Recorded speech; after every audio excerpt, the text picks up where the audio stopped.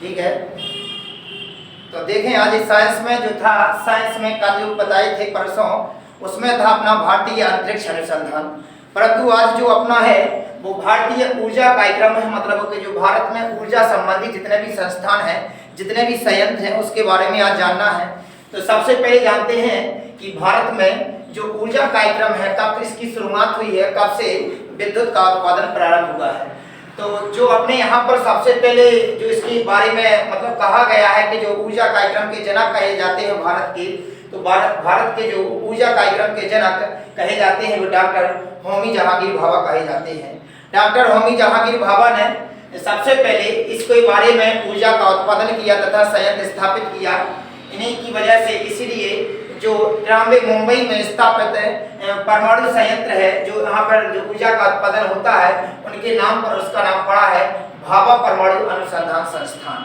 भारत में सबसे पहले जो परमाणु संयंत्र की, जो परमाणु ऊर्जा का जो अनुसंधान की स्थापना हुई थी, तो जो भारतीय परमाणु ऊर्जा आयोग की स्थापना हुई थी वो सन 1962 में हुई थी। और इसके बाद इसमें विकास होता गया। और सबसे पहले जो यहाँ पर भारत में सबसे पहले स्थापना हुई परमाणु संस्थान की, वो भाभा परमाणु अनुसंधान संस्थान की, जिसे हम बार्क कहते हैं, इसकी 1957 में ट्राम्बे मुंबई में स्थापना हुई। यह विद्युत का उत्पादन करता है। जो विद्युत का उत्पादन करता है वो विद्युत का उत्पादन नाभिकीय रिएक्टर द्वारा करता है। तो जो नाभिकीय रिएक्टर होते हैं उसमें परमाणु संयंत्र लगाए जाते हैं और उनमें जो उपयोग में लाया जाता है, उपयोग में रेडियो एक्टिव तत्व लाए जाते हैं। रेडियो एक्टिव तत्व में सबसे महत्वपूर्ण होता है यूरेनियम तथा थोरियम एवं भारी जल। तो जो अपना यूरेनियम होता है, इस यूरेनियम का जो परमाणु क्रमांक होता है वो यूरेनियम का परमाणु क्रमांक 92 होता है, जो एक अपना रासायनिक तत्व होता है। वहीं पर जो थोरियम होता है इसका परमाणु क्रमांक 90 होता है, जो दोनों रेडियो के तत्व हैं। इनके जो परमाणु होते हैं वे आपस में विघटन करते हैं तथा ऊर्जा का उत्पादन करते हैं। जब इनमें नाभिकीय विखंडन की क्रिया होती है तो ऊर्जा का उत्पादन होता है। तो जितने जो अपने नाभिकीय रिएक्टर लिखे हैं इन सभी में एक ऊर्जा का निर्माण होता है। एक मतलब ऊष्मा निकलती है नाभिकीय विखंडन की क्रिया के द्वारा। इसके बाद नाभिकीय विखंडन के द्वारा निकली हुई ऊर्जा जल को गर्म करती है और जल में गर्म करने पर उसकी वाष्प बनती है और उसके बाद उसकी विद्युत का उत्पादन करती है। तो भारत में जो विद्युत के उत्पादन करने के प्रमुख संयंत्र हैं वे अपने ये हैं जो विस्तार से जानते हैं। तो सबसे पहले ये जानना है कि भारत में जो ऊर्जा उत्पादन का प्रारंभ हुआ है, ऊर्जा उत्पादन का प्रारंभ सबसे पहले भाभा परमाणु अनुसंधान संस्थान 1957 के द्वारा प्रथम संस्थान स्थापित किया गया था। और इसके बाद जो अपना दूसरा सबसे बड़ा बना था वो बना था तारापुर परमाणु संयंत्र। तो जो अपना तारापुर परमाणु संयंत्र स्थापित किया गया था तो वो 1969 में किया गया था अमेरिका की सहायता से। तो अमेरिका की सहायता से सन 1969 में तारापुर कहाँ पर है जी? महाराष्ट्र में। तो तारापुर महाराष्ट्र में ये सबसे बड़ा संयंत्र स्थापित किया गया था। और जो यहाँ पर देखना है कि भारत में जो परमाणु संयंत्र है, परमाणु संयंत्रों की संख्या लगभग 9 है। तो जो 9 संख्या है इनमें सबसे जो मतलब प्रमुख है वो तारापुर परमाणु संयंत्र है, जो मतलब दूसरे नंबर पर अमेरिका की सहायता से स्थापित किया गया था। और इसके बाद जिसे परमाणु संयंत्र का जनक कहा जाता है और परमाणु ऊर्जा का जनक कहा जाता है डॉक्टर होमी जहांगीर भाभा, उनके नाम पर स्थापित भाभा परमाणु अनुसंधान संस्थान, जिसे बार कहते हैं, ये 1957 में ट्राम्बे मुंबई में स्थापित हुआ था। जो उबलते हुए पानी के द्वारा वाष्प बनती है, उसके बाद टरबाइन मतलब डायनामा के माध्यम से इससे लाइट बनाई जाती है। तो ये जो विद्युत का उत्पादन करता है ये 1400 मेगावाट का उत्पादन करता है। तो जो अपना भाभा परमाणु अनुसंधान संस्थान है मुंबई में, तो वो 1400 मेगावाट का विद्युत का उत्पादन करता है और उबलते हुए पानी से इसका उत्पादन करता है। इसके बाद जो ये ध्यान रखना है कि अपना जो यहाँ पे जो ऊर्जा का उत्पादन होता है, जो ऊर्जा का उत्पादन जो चल रही है संयंत्रों के द्वारा, जो परमाणु ऊर्जा संयंत्र है। परमाणु ऊर्जा संयंत्र का मतलब ये होता है कि इनके द्वारा जो ऊर्जा का उत्पादन होता है, ऊर्जा का उत्पादन एक बार यदि कोई किसी को मतलब ऊष्मा उत्पादन कर दी जाए तो उसे पुनः उपयोग में नहीं लाया जा सकता है। इसलिए जो जितने भी जो संयंत्र लगे हुए हैं ये सभी संयंत्र परंपरागत ऊर्जा के स्रोत हैं। परंपरागत ऊर्जा का स्रोत का मतलब गैर नवीनीकरणीय। गैर नवीनीकरणीय का मतलब इन्हें एक बार उपयोग में लाने के बाद पुनः उपयोग में नहीं लाया जा सकता है। इन्हें एक बार उपयोग में लाने के बाद पुनः उपयोग में नहीं ले जाने के बाद इनका मतलब इसका मतलब ये है कि जब एक बार नष्ट हो जाएंगे तो इनका पुनः उपयोग नहीं किया जा सकता है। मतलब एक भविष्य में इनका मतलब समाप्ति की ओर चले जाएंगे। तो जो समाप्ति की ओर जाते हैं वो गैर नवीनीकरणीय ऊर्जा स्रोत कहलाते हैं, जिन्हें हम परंपरागत ऊर्जा स्रोत कहते हैं। तो जो परंपरागत ऊर्जा स्रोत होते हैं इनमें प्रमुख रूप से कोयला आता है, पेट्रोल आता है, प्राकृतिक गैस आती है और परमाणु ऊर्जा आती है। तो जो अपना परमाणु ऊर्जा है, परमाणु ऊर्जा भी किसके अंतर्गत आती है? तो ये परंपरागत ऊर्जा स्रोत के अंतर्गत आती है। तो इसमें जो मतलब जो तत्व अपने उपयोग हो रहे हैं, यूरेनियम होगा, थोरियम होगा, ये एक दिन नष्ट हो जाएंगे। मतलब इनका जो विघटन हो रहा है, जब ये समाप्ति की ओर चले जाएंगे तो परमाणु ऊर्जा संयंत्र भी मतलब खत्म हो जाएंगे। इनका विद्युत का उत्पादन नहीं कर पाएंगे आगे भविष्य में। तो फिलहाल में देखना ये है कि जो अपना परंपरागत ऊर्जा स्रोत है जिन्हें गैर नवीनीकरणीय कहते हैं, गैर नवीनीकरण मतलब बिना पुनः नवीन में मतलब पुनः उपयोग में नहीं लाया जा सकता। उनमें सबसे पहले कोयला की बात हुई है। कोयला यदि एक बार विद्युत का उत्पादन करने में उपयोग हो जाए तो इसके बाद उसे पुनः उपयोग में नहीं लाया जा सकता है, क्योंकि वह जल जाता है। और भारत का जो स्थान है कोयला उत्पादन में वो तीसरा स्थान है। इसके जो ध्यान रखना है कि जो पहले नंबर पर कोयला का उत्पादन करता है वो चीन है, दूसरे नंबर पर संयुक्त राज्य अमेरिका है। अपना भारत जो कोयला उत्पादन में है वो तीसरा है। कोयला उत्पादन में अपना भारत तीसरा है, जो इस कोयला के द्वारा कोयला का ऊष्मा उत्पन्न करके विद्युत का उत्पादन करता है। इसके बाद जो पेट्रोल है, पेट्रोल उत्पादन में जो भारत का है वो 40% स्वयं का उपयोग करता है, परंतु 60% भारत को आयात करना पड़ता है पेट्रोल वाला। जो एक कैसा ऊर्जा स्रोत है? तो वो परंपरागत ऊर्जा स्रोत है। इसके बाद जो बात हुई है प्राकृतिक गैस की, प्राकृतिक गैसें में जितनी भी जो नेचुरल गैसें हैं वे एक दिन मतलब जो बनाते हैं मतलब संयंत्रों में बनती हैं, वो एक बार उपयोग होने के बाद जल जाती हैं, तो उनकी भी मात्रा में कमी आ जाती है। इसके बाद परमाणु ऊर्जा जो आज अपन पढ़ रहे हैं इस परमाणु ऊर्जा के बारे में, तो ये परमाणु ऊर्जा जो बनती है इनमें सबसे महत्वपूर्ण ये ध्यान रखना है कि परमाणु ऊर्जा किससे बनती है? तो परमाणु ऊर्जा यूरेनियम, थोरियम तथा इन दोनों तत्वों का प्रमुख योगदान रहता है। तो यूरेनियम, थोरियम एक बार विघटन करने के बाद ये समाप्ति की ओर चले जाएंगे। जहाँ पर परमाणु संयंत्र लगाए जाते हैं वो एक रिएक्टर में काम करते हैं। रिएक्टर कहलाता है कि जिसमें परमाणु ऊर्जा बनाई जाती है, एक ऐसा संयंत्र ही रिएक्टर कहलाता है। यदि रिएक्टर में नाभिकीय विखंडन जब इन तत्वों में के द्वारा होता है तो नाभिकीय विखंडन के द्वारा ऊर्जा बनती है। ऊर्जा जो बनने के बाद अगर उसे नियंत्रित करना हो तो नियंत्रित करने के लिए हमने पहले वाले वीडियो में भी बताया था कि उसमें नियंत्रित करने के लिए नाभिकीय विखंडन की क्रिया को नियंत्रित करने के लिए उपयोग में लाया जाता है भारी जन D2O। इसके बाद आगे चलते हैं और देखना है कि भारत ने प्रमुख कौन कौन से परमाणु ऊर्जा संयंत्र स्थापित किए हैं। तो इसमें सबसे पहले हमने बताया है कि भाभा परमाणु अनुसंधान संस्थान सबसे पहले स्थापित हुआ था, जिसको जो मतलब चलाता है, इसका जो संचालन करता है वो nuclear power corporation of India limited करता है, जिसकी स्थापना 1987 में हुई थी और इसका हेडक्वार्टर कहाँ पर है? मुंबई, महाराष्ट्र में। इसके बाद दूसरा संयंत्र देखना है जो भारत में ऊर्जा का उत्पादन करता है, तो उसमें आता है इंदिरा गांधी परमाणु अनुसंधान केंद्र। इंदिरा गांधी परमाणु अनुसंधान केंद्र का दूसरा नाम कल्पक्कम अनुसंधान केंद्र या कल्पक्कम परमाणु संयंत्र भी है, जो कल्पक्कम तमिलनाडु में है। तो ये अपना दूसरा परमाणु संयंत्र है जो 440 मेगावाट की विद्युत का उत्पादन करता है। तो जो 440 विद्युत मेगावाट की उत्पादन करता है इंदिरा गांधी परमाणु अनुसंधान संस्थान, जिसकी स्थापना 1971 में हुई थी।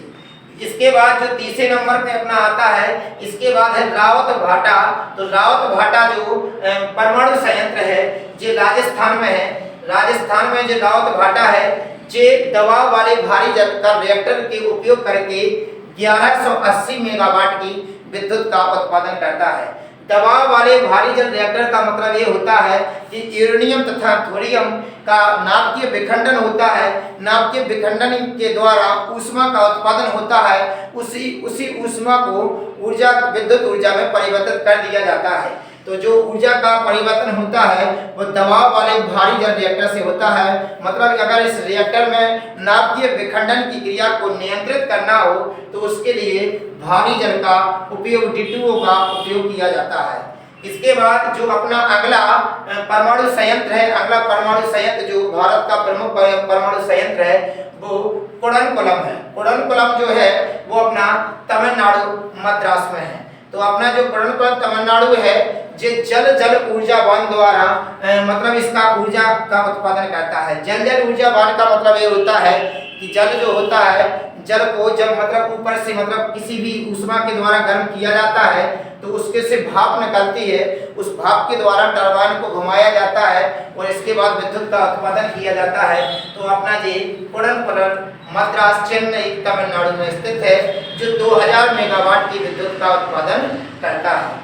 अगला जो अपना इस भारत का प्रमुख परमाणु संयंत्र है जो विद्युत का उत्पादन करता है वो केगा जो है वो कर्नाटक में है जो 880 मेगावाट की विद्युत का उत्पादन करता है।